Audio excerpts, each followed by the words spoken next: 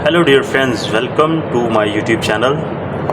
तो dear friend, आज हम बात करते हैं आरटीडी के बारे में। बेसिकली जो आरटीडी है वो कैसे काम करती है और इसके जो वर्किंग प्रिंसिपल है, इसकी टाइप्स के बारे में पढ़ेंगे। ये मैं आपको इसके बारे में जो है तफसील बताने वाला हूँ। तो बगैर टाइम वेस्ट किए ये वीडियो की तरफ बढ़ते हैं हम। तो डियर फ्रेंड, जिस तरह ये नाम से ही ज़ाहिर है कि रेजिस्टेंस आरटीडी का मतलब होता है रेजिस्टेंस, ठीक है, और टेम्परेचर और डिटेक्टर, ठीक है। यानी कि रेजिस्टेंस, टेम्परेचर, डिटेक्टर जो सेंसर है उसे हम क्या बोलते हैं, आरटीडी। अब हमने देखा है कि कुछ ऐसे मटेरियल होते हैं जिनकी जो रेजिस्टेंस है वो टेम्परेचर बढ़ने से बढ़ जाती है। जैसे कि जैसे ही टेम्परेचर बढ़ा और साथ ही उसकी जो रेजिस्टेंस है वो क्या हो जाती है, बढ़ जाती है, ठीक है। और जैसे ही टेम्परेचर कम हुआ उसकी रेजिस्टेंस क्या हो जाती है, वो कम हो जाती है। यानी कि ये डायरेक्टली प्रोपोर्शनल है। तो डियर फ्रेंड, आइए हम इसको एक थोड़ी सी एग्जांपल के साथ देखते हैं कि जिस तरह किसी एक कंडक्टर के अंदर जो है वो क्या होते हैं, मॉलिक्यूल्स होते हैं। और जब हम इसको किसी बैटरी के साथ जोड़ते हैं तो बैटरी से यहाँ पे करंट जो है वो फ़्लो होना शुरू हो जाती है और यहाँ पे जो इलेक्ट्रॉन्स हैं वो गुज़रना शुरू हो जाएंगे। और उसके गुज़रने के दौरान एक जो कंडक्टर है उसकी एक अपनी रेजिस्टेंस होती है और वो जो मॉलिक्यूल्स हैं इन इलेक्ट्रॉन्स को जो है वो रेजिस्ट करेंगे। और लेट्स सपोज अगर हम इसको हीट दी जाए, यहाँ से इसी कंडक्टर को अगर हीट दी जाए, ठीक है, तो क्या होगा, ये जो मॉलिक्यूल्स हैं इन इलेक्ट्रॉन्स के दरमियान क्या करेंगे, रुकावट पैदा करेंगे। आइए हम आपको एक एग्जांपल के साथ बताते हैं कि किस तरह आरटीडी काम करती है और किस तरह जो है वो कंडक्टर के अंदर जब उसका टेम्परेचर बढ़ता है तो उसकी रेजिस्टेंस बढ़ जाती है। तो डियर फ्रेंड, जैसा कि आप देखते हैं ये एक सोल्डरिंग स्टेशन है जिसके साथ एक ब्लोअर लगा है, हीट ब्लोअर। ये है मेरे पास एक आरटीडी और इसको मैं जोड़ता हूँ मल्टीमीटर के साथ, जैसा कि आप देख रहे हैं। मैं क्या करता हूँ, इस आरटीडी के अंदर इसके ऊपर कनेक्ट करता हूँ। सबसे पहले मैंने मल्टीमीटर को रेजिस्टेंस के ऊपर रखा।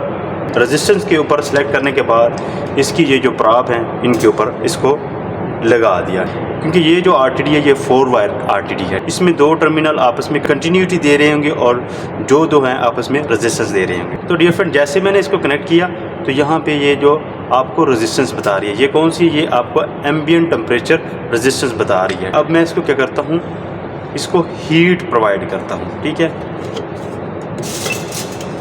तो डियर फ्रेंड, जैसे ही मैंने इसको हीट इस तरह दी तो आप देख रहे हैं फिर इसकी जो रेजिस्टेंस है वो बढ़ना शुरू हो गई है। तो इसी तरह हर मटेरियल की एक अपनी रेजिस्टेंस होती है और रेजिस्टेंस इसकी देखें आहिस्ता आहिस्ता बढ़ रही है।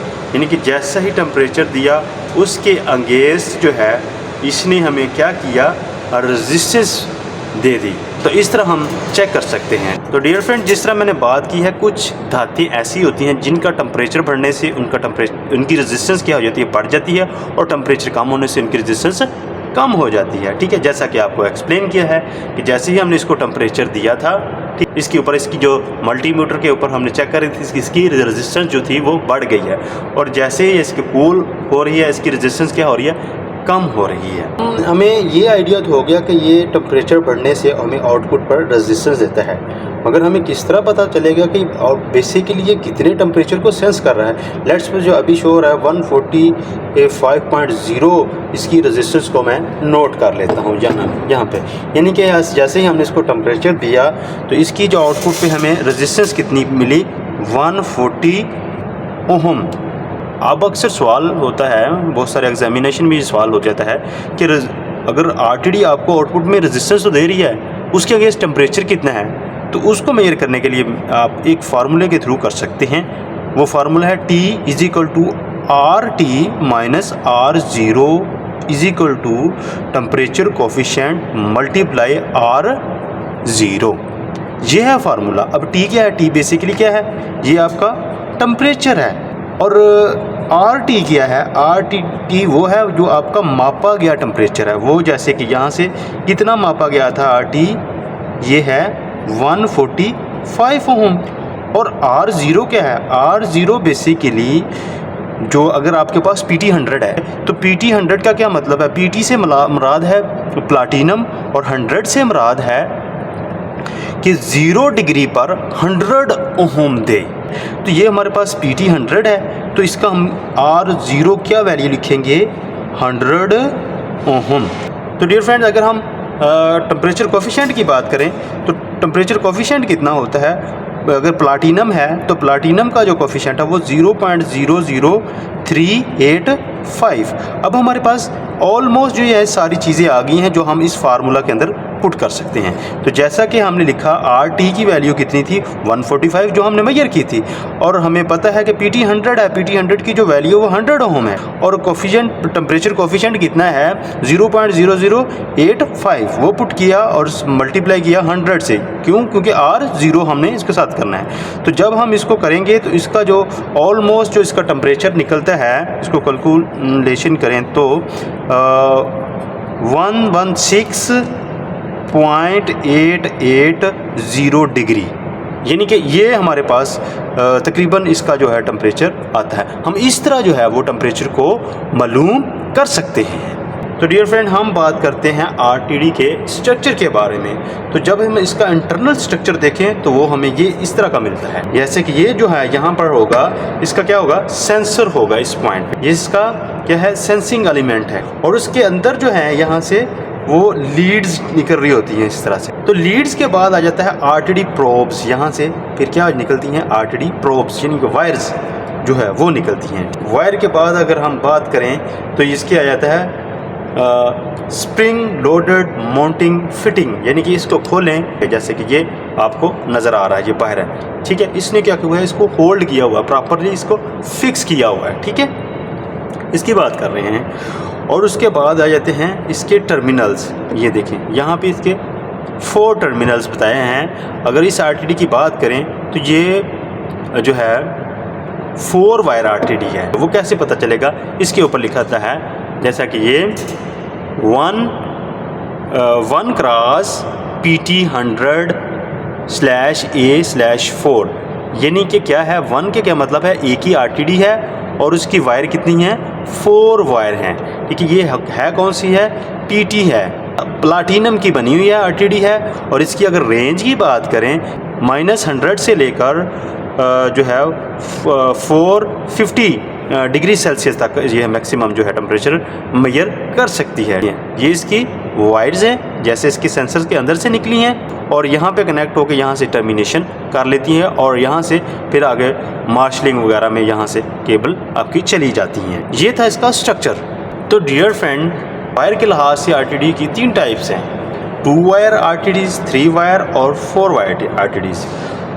पहले जो हम बात करते हैं 2 वायर RTDs, इसमें बेसिकली क्या होता है? इसमें इसकी 2 वायर्स निकल रही होती हैं और वो कनेक्ट हो जाती हैं आपके मार्शलिंग पैनल के साथ, और वहाँ पे आपका आउटपुट पे टेम्परेचर दे रही होती है। अब 2 वायर RTDs, क्योंकि अक्सर ये जो RTDs हैं ये फील्ड में इंस्टॉल्ड होती हैं और फील्ड से जो है मार्शलिंग पैनल तक बाज़ का डिस्टेंस बहुत ज़्यादा होता है। जैसा कि मैंने यहाँ की शक्ल ड्रा की हुई है, जैसा कि ये एक सेंसर है, ये आपका मार्शलिंग पैनल है, इसके दरमियान जो इसका डिस्टेंस है वो बहुत ज़्यादा है।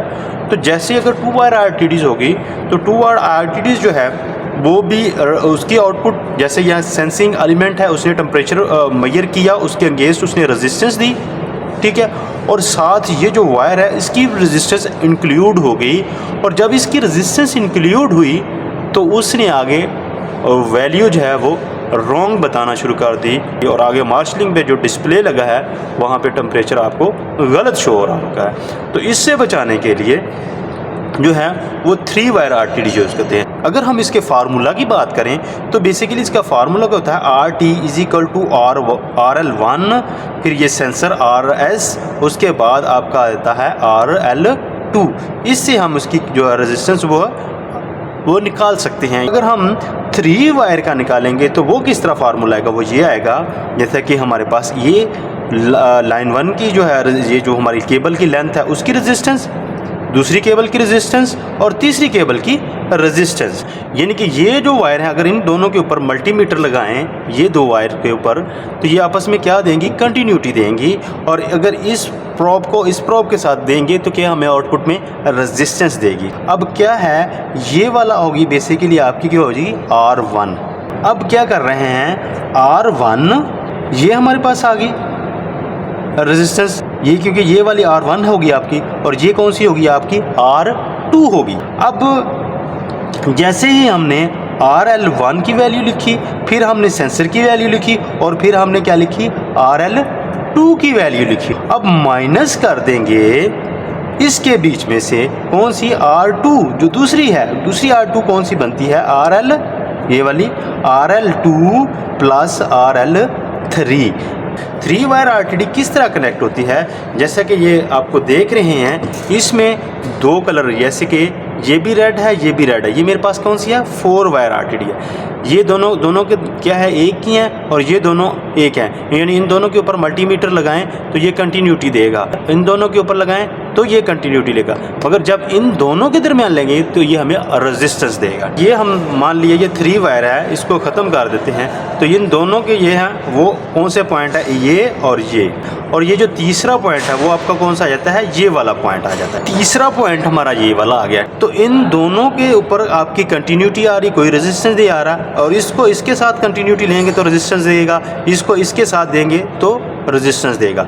ये बेसिकली क्या है, जो तीसरी वायर, ये कंपनसेशन वायर होते हैं। ये रेजिस्टेंस को जो है वो कम करने के लिए इस्तेमाल होती है, ये हमें बता रही है।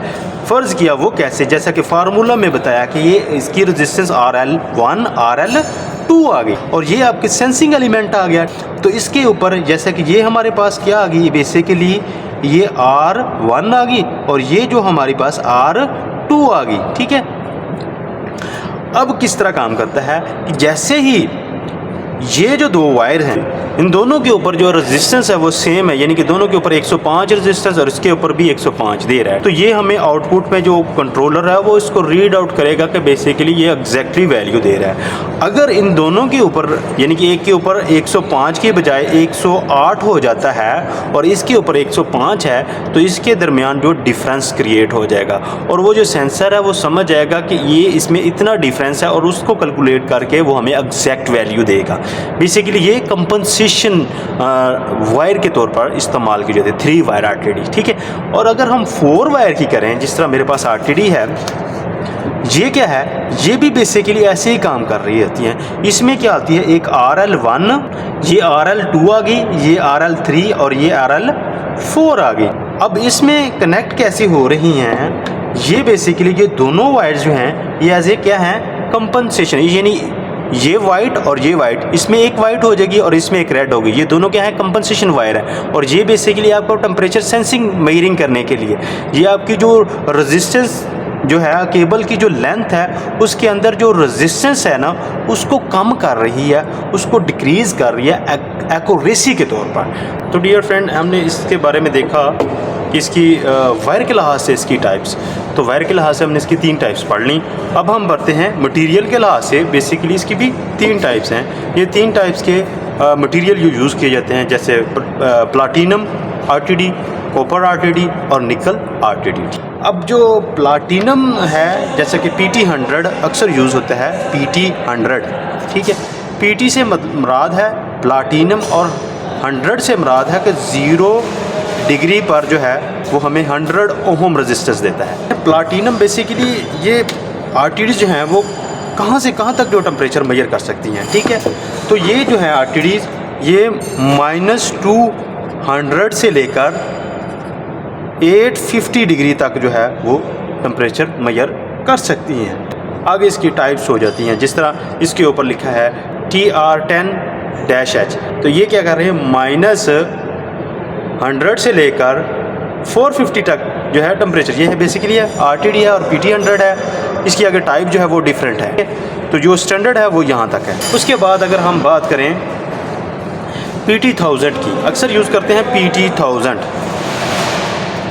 PT1000 का भी मतलब, PT से ये मुराद है कि ये भी प्लाटिनम है, और 1000 से यानी कि 0 डिग्री से 0 डिग्री तक ये हमें कितनी हम रेजिस्टेंस देगी, 1000 ओम हमें रेजिस्टेंस देगी। और अगर कॉपर की बात करें तो कॉपर बेसिकली आपको -80 डिग्री सेल्सियस से लेकर 260 डिग्री तक जो है आपको टेम्परेचर बता सकती है। ये एक स्टैंडर्ड बता रहा हूँ आपको। और निकल की बात करें तो जो निकल है वो -60 डिग्री सेल्सियस से लेकर 300 डिग्री सेल्सियस तक जो है टेम्परेचर मेजर कर सकती है। और अगर हम इसके टाइप्स के बात करें तो अगर आपने ये भी सुना होगा था कुछ आरटीडी जो है वो सिंप्लेक्स होती हैं और कुछ आपकी डुप्लेक्स होती हैं। सिंप्लेक्स और डुप्लेक्स में क्या फ़र्क है, तो डियर फ्रेंड मैं आपको ये सिंपल एक डायग्राम से एक्सप्लेन करता हूँ। जैसे ये मेरे पास एक आरटीडी है, तो जिस तरह मैंने आपको बताया है कि ये बेसिकली इसके अंदर एक सेंसर होता है, सेंसर एलिमेंट होता है। जैसे कि एक वायर वाउंड आरटीडी की ही बात कर लेते हैं, तो ये एक यहाँ पे एक आपका इंसुलेटिंग मटेरियल होता है और इसके ऊपर इस तरह की क्या होता है, वायर होती है, ठीक है। और वायर से यहाँ से जिस तरह मैंने आपको बताया लीड्स निकल रही होती हैं, ठीक। यानी कि सिंप्लेक्स में जो है वो क्या होता है, एक ही आउटपुट होती है, वन आउटपुट। और डुप्लेक्स में क्या है, डुप्लेक्स में आपकी जो आउटपुट है वो एक यानी कि 2 हो सकती है, 2 डुप्लेक्स जैसे 2 से ज़्यादा, ठीक है। तो इससे क्या आउटपुट होगी, एक ही निकलेगी। और डुप्लेक्स में आपकी जो आरटीडी जो सेंसर हैं वो यहाँ पे 2 लगे होंगे, यहाँ के यानी कि एक यहाँ से भी वायर निकल होंगी और यहाँ से भी वायर निकल होंगी।